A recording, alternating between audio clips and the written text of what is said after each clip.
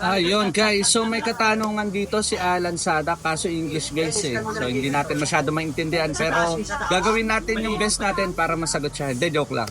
Ayun, when do you have a day off or do you work every day, 7 days a week? Opo guys, so sa loob ng isang taon, tuloy-tuloy po kami nagtitinda niyan. So ang pinaka day off lang talaga namin is yung mahal na araw.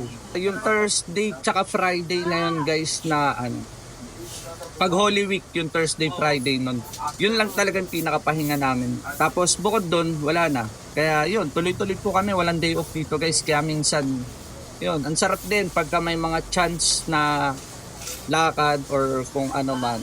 Talagang sinusulit namin nung Thursday, Friday na yun. Kasi sabi nung iba, di ba, dapat nasa bahay lang. Ano yan, nagninilay-nilay. So hindi talaga namin magawa minsan. Gawa nung, talagang yun lang yung pinaka-day off namin. Yun guys, sana nasagot ko yung tanong mo Alan Sadak and thank you, goodbye, God bless.